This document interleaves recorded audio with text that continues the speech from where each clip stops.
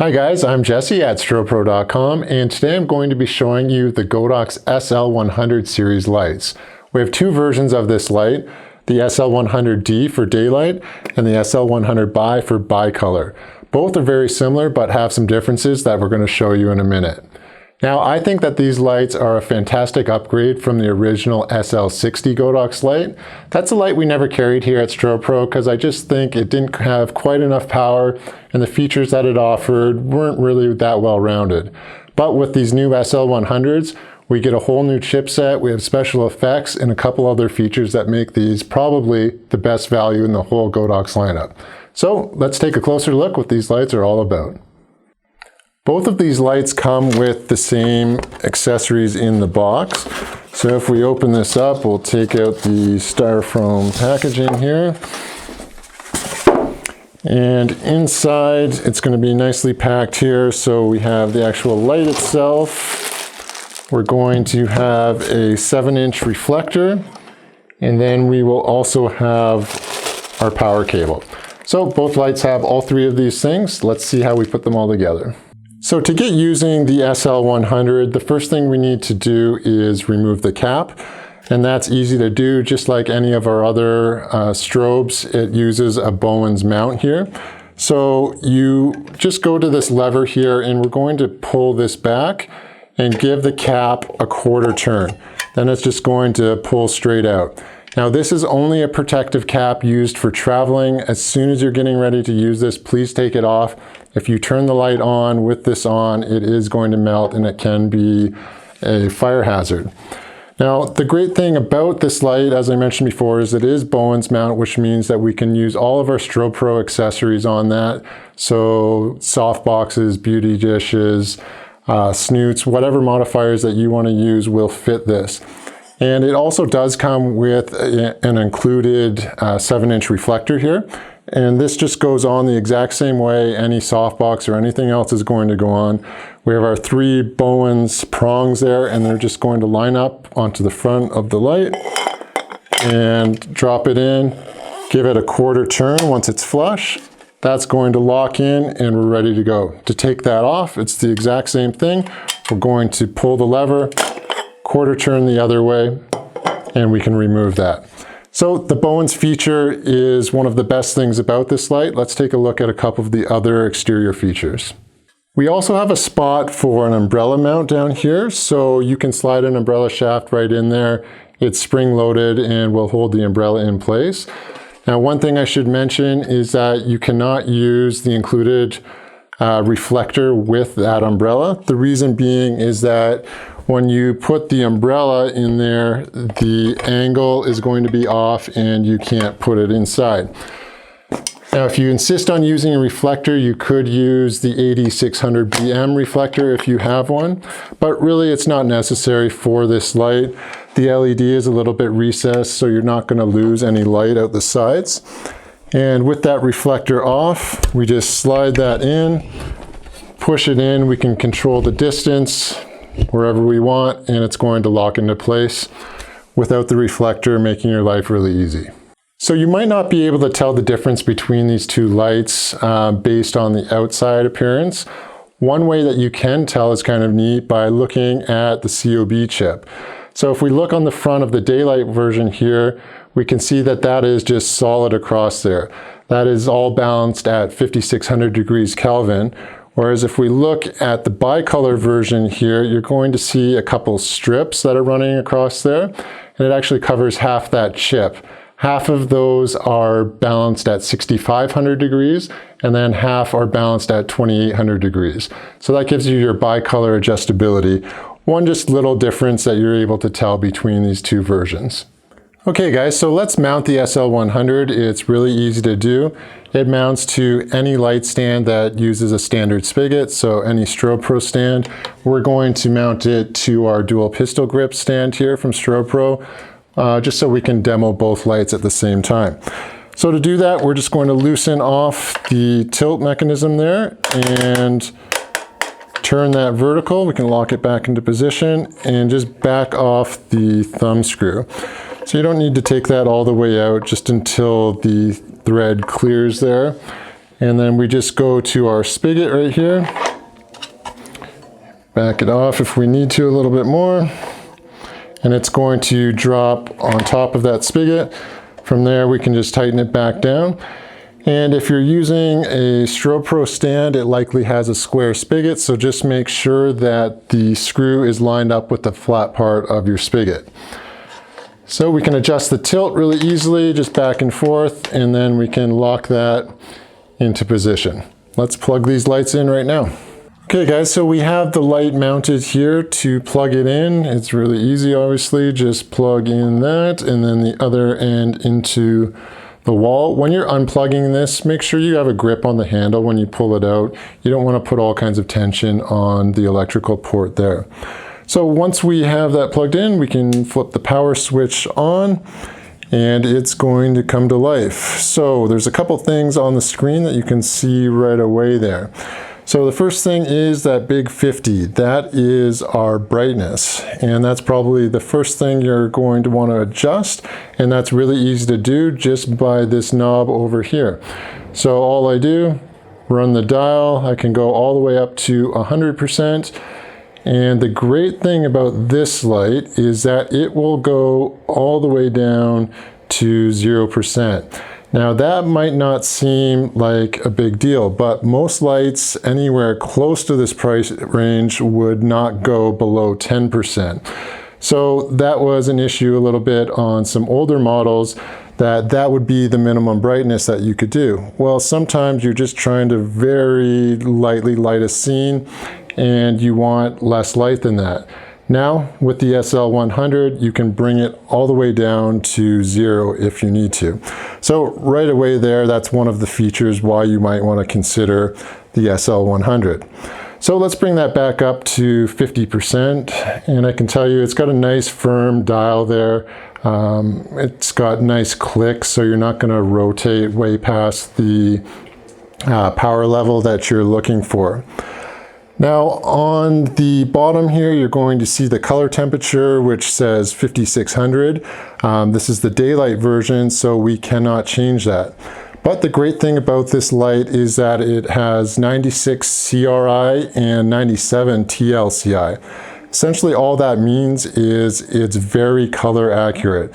So the color that you see when lighting with this light, if you're using it for product photography, color sensitive environments, you're not going to have to worry about color shifts happening to your product because of the light that's thrown on it.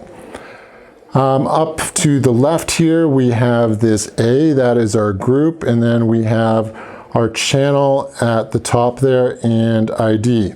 Now those are used to control this light remotely, and we can do that two different ways. There's the optional controller, which you can purchase separately, which is a 2.4 gig controller, and you can adjust the power up, down, use your effects and stuff there. If you want a free way to control this light remotely, you can use the built-in Bluetooth along with the Godox Light app.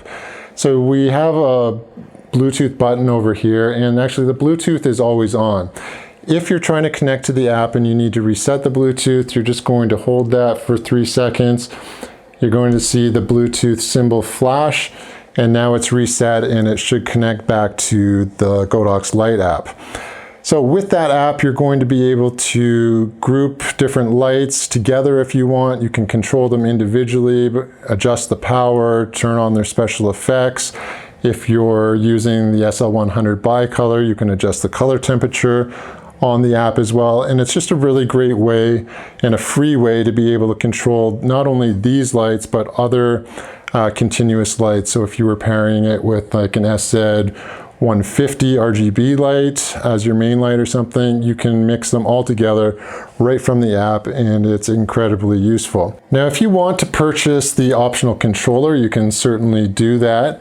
Now, that is what the group and the channel and the ID are used for, to match up to the controller, and we do have a separate video for that controller, so you can see that in the link below.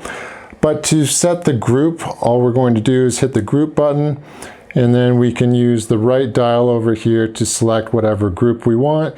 For us, we're just going to use A, I can push the group button to lock it in, or it will eventually just lock itself in there.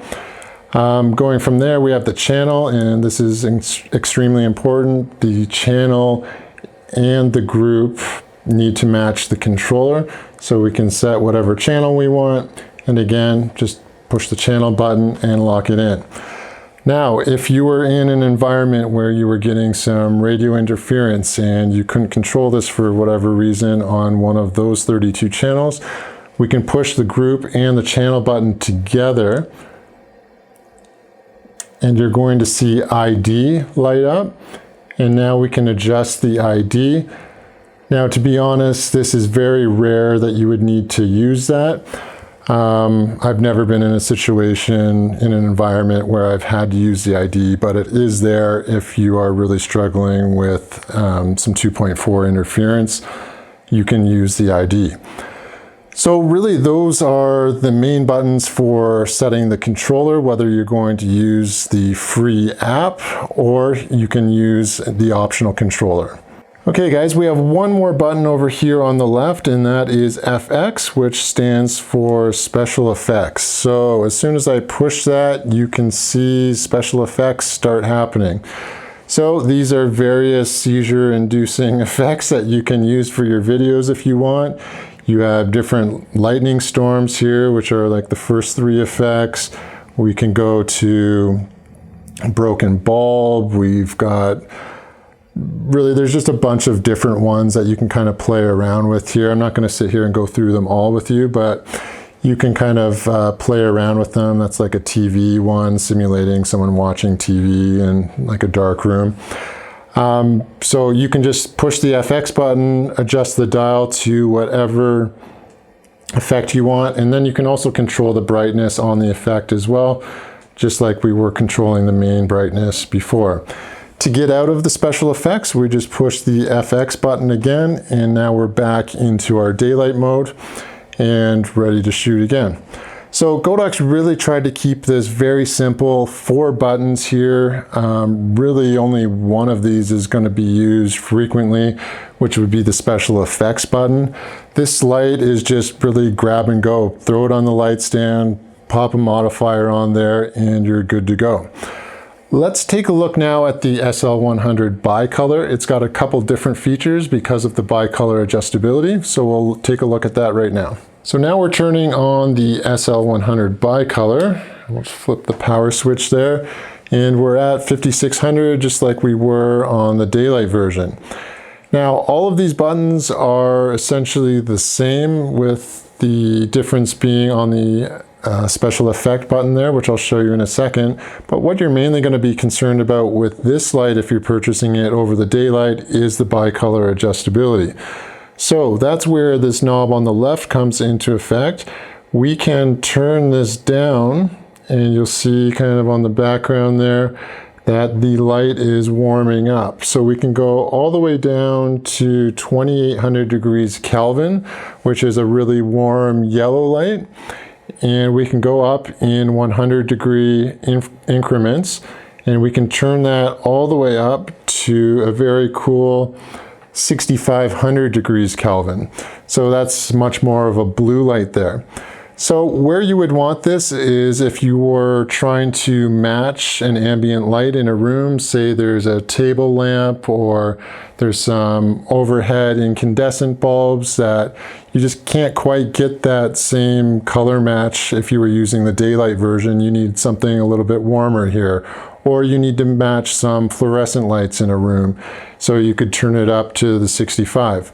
So you've just got that ability to match other lights in there. Plus you can still use it at daylight if you want to, right in that 40 or at the 52 to 5600 degrees there to match your other light. So say you purchased one of each, it's not like you can't use them together, even though you have one bicolor and one daylight version. So that's really the adjustability on that. And again, we can still take that down on any color down to the 0%, which is fantastic. A lot of you have been asking for that since the previous SL60 version. So now you have that ability as well. So I mentioned the special effects button. So we have the same 8 special effects as the daylight version, but we get a few more as well. So I'm just using the dial to flip through them. That's number 8. So now we're on number 9. We have like a simulated candle effect. Then we have a fire effect on number 10 there. So it would simulate like a bonfire or a fireplace inside. And then number 11 is supposed to simulate fireworks. So it's going to flash between the yellowish, like the warmer color, and then the cooler color tones as well. So you get those 3 extra ones because you have the bicolor adjustability in there. Other than that, guys, these lights are virtually identical. So whichever one you're choosing, they're both going to be a great option for you. So I'm going to turn off the special effects here and go back to, we'll just adjust the color back to 5600. Now, talking about daylight here, I should mention that the brightest point of this light is going to be kind of towards the middle.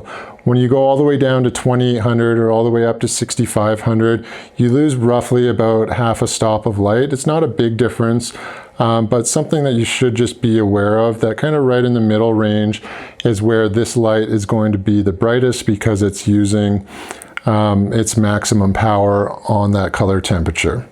If you're the kind of videographer or photographer that's going to move around a lot, you might want to invest in the Strobepro Ultimate Travel Bag here. Inside we can fit up to 4 of the SL100s, and they're easy to get in there. So let's disconnect our reflector. Reflector can go in. We're going to loosen the mount, turn it down so it can fit, attach our protective cover so we don't damage that COB, drop it in there. We can grab the other one, do the same thing, put our cover on, and I'll show you just how I put those in there. So if you weren't using like the reflectors in there, you can fit up to 4, and you've got so many divider options in this. They're obviously not all in here right now. I've taken them out, but you can customize this bag however you want. So I've got my 2 lights there, my 2 reflectors I can stack up right in there, put the power cables in there, and I've got a whole kit that's easy to move around on location. It's not going to get damaged. I'm not hunting around for the power cables. You know, when I take this on set, I just clip it and I'm ready to go. So I think this is an awesome option because previous Godox COB Bowens-mount lights, you'd fit 1 of them in here. The fact that we can fit 4 is awesome, and I think that's one of the great features about this light. So the Godox continuous lighting lineup is really quite huge now. They're releasing new lights all the time. And you might be wondering, do I go with this less expensive SL100 or do I go to, you know, a 150, like an FV150 or something? Well, you're going to get some features on those lights that you don't get on this. They're going to be a little bit quieter. They're going to have little to no fan noise. Although they are going to be bigger, not quite as portable. Obviously, they're going to have more power. Some of the other lights have RGB and different features or battery packs that way. But if you're just getting into lighting, or if you're looking to complement your studio lights that you might already have, or even if you're a professional and you're just trying to do YouTube videos, talking head videos, I think this light should be kind of right at the top of your list. For the price, I really don't think it can be beat. I don't even know how Godox makes it for this price. It's really that good of a value. So if you're looking through our website, I think the SL100 should definitely be worth your look. So to check out all of our different lights and modifiers, please check out strobepro.com. And until next time, I'm Jesse.